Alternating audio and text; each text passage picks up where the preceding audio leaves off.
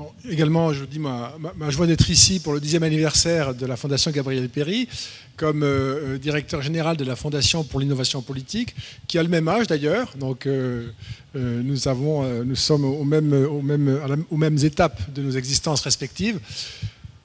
Sur la crise que nous traversons, je pourrais reprendre très largement ce qu'a dit Lucille Schmitt, donc je ne le ferai pas bien sûr. Donc, en complément, si je puis dire, ou en ajout, en développement, la notion de crise historique, sans doute, dans laquelle nous sommes, et là, en considérant crise historique comme une invitation à regarder l'universalité de notre condition, le monde dans son entièreté, avec quelque chose qui reste à mes yeux extraordinairement positif et que je voudrais moi juste poser comme étant peut-être contestable, mais de mon point de vue très positif, qu'on appelle parfois la globalisation, et qui est pour moi l'arrivée de l'humanité empirique concrète. C'est-à-dire que nous sommes désormais véritablement dans un espace commun, universel.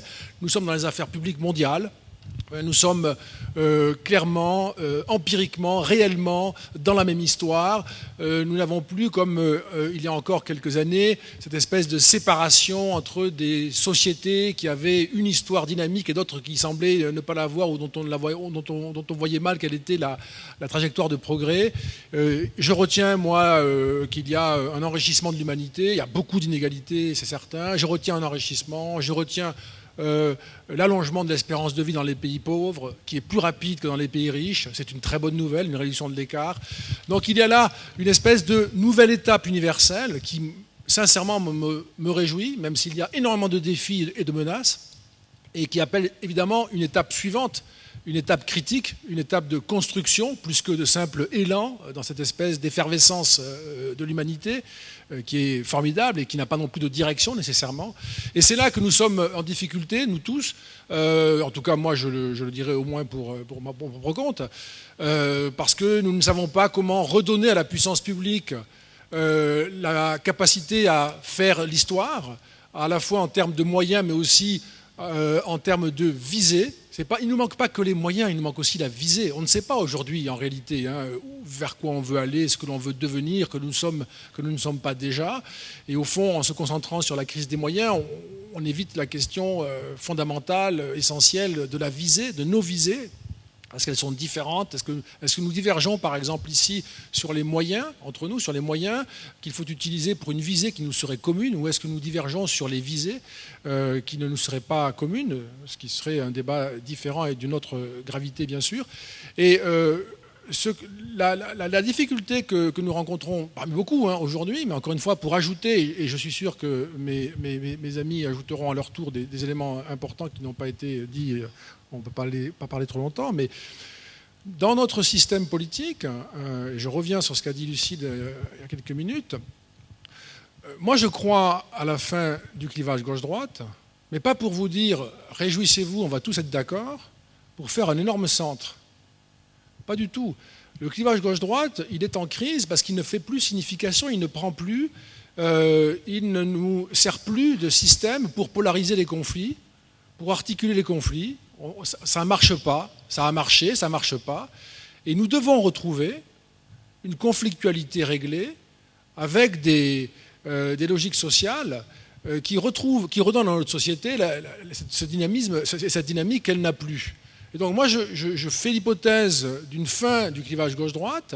Je ne m'en réjouis pas. Par exemple, moi, je ne suis pas concrètement du tout favorable à ce qu'on appelle les gouvernements d'union nationale. Je pense que c'est la dernière cartouche avant la fin, parce que quand ça ne marche pas, il n'y a plus rien, et là, ça devient très dangereux.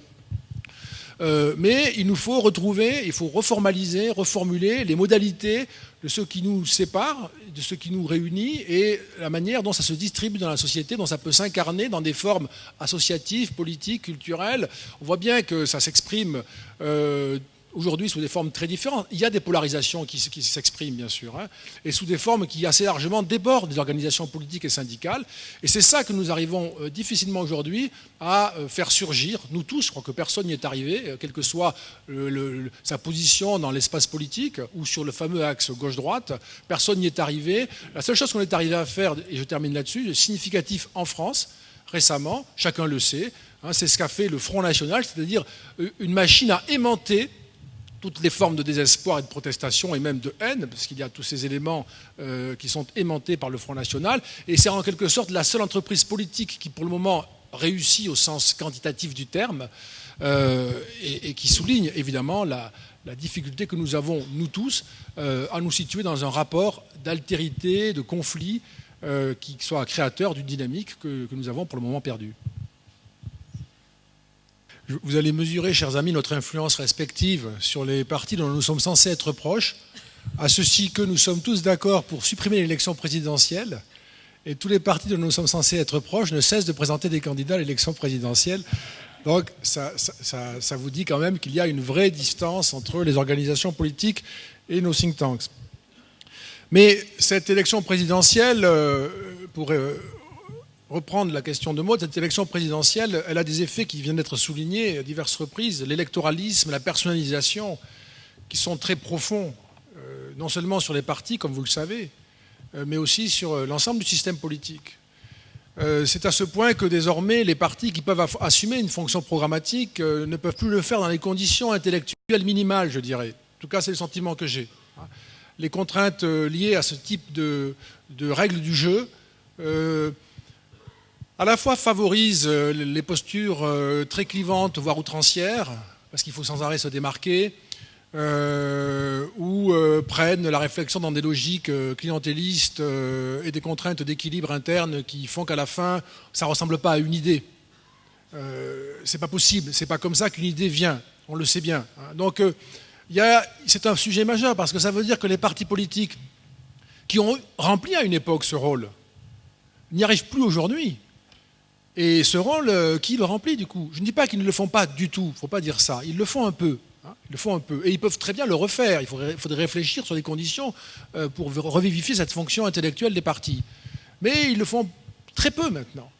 Et nous, on se retrouve ici. Alors, est-ce que c'est délocalisé? Est-ce que c'est une délégation, en quelque sorte, qui nous est confiée?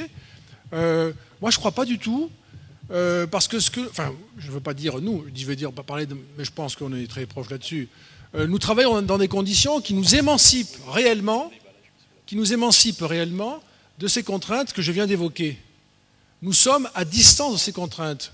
Et dès lors, on est tous dépendants de quelque chose, bien sûr.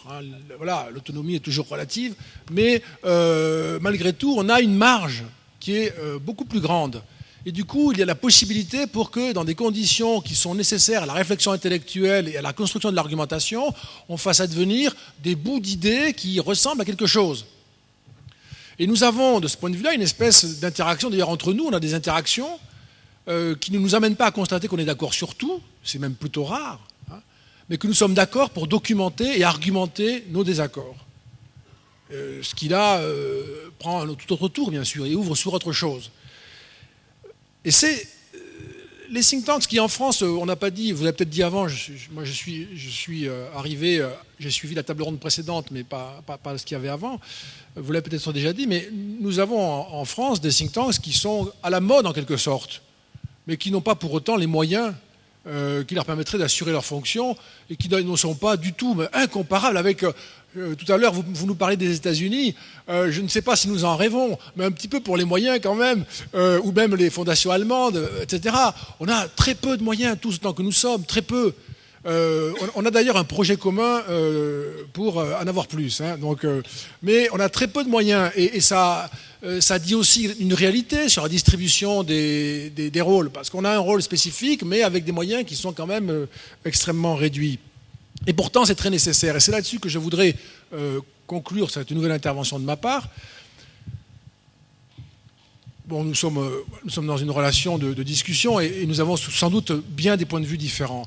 Lorsqu'il y a eu l'effondrement du système soviétique, pour ma part, j'y ai vu une très bonne nouvelle. Parce que c'était, à mes yeux, la fin d'une tyrannie. Il y a quelque chose qui se passait aussi, que nous n'avons pas vu et que moi je n'ai pas bien vu à ce moment-là, mais un peu après, c'est que pour la première fois dans l'histoire du capitalisme moderne et de l'industrie, on va dire, on ne sait plus ce que c'est que l'autre de ce système. On ne sait plus comment le porter. C'est l'effondrement d'une alternative. Moi, ça me frappe beaucoup depuis. On ne peut pas dire que ce monde-là est choisi, puisque vous savez bien que d'une certaine manière, il y a une forme de monoïdéisme, d'unique. Et donc, je dirais même, moi je me définis comme un libéral, même un libéral comme moi ne peut pas prétendre qu'il a choisi le monde qui est là. Non, il est venu ce monde. Et ce que disait Lucille tout à l'heure est très juste. Ce sont des données avec lesquelles on va fabriquer quelque chose de positif ou de négatif. Mais il y a une puissance qui joue. On sent bien la puissance de la société internationale, les logiques sociales, économiques, etc. C'est l'histoire qui parle là. Eh bien, ce résultat aujourd'hui, il nous place pour la première fois depuis qu'il existe, je dirais, le monde moderne ouvrier, depuis qu'il existe, en gros, allez, depuis le 19e siècle. Hein, c'est la première fois qu'il n'y a pas la possibilité de mobiliser un discours clairement contre, sinon celui qu'évoquait Gilles Finkelstein, la question identitaire, le clivage identitaire. Et c'est pourquoi il faut se hâter, c'était le sens, à mes yeux, de l'intervention de Gilles, il faut se hâter de construire un clivage, de construire d'autres formes de polarisation pour qu'on puisse ne pas laisser nos communautés politiques vivre dans cette espèce de monoïdéisme.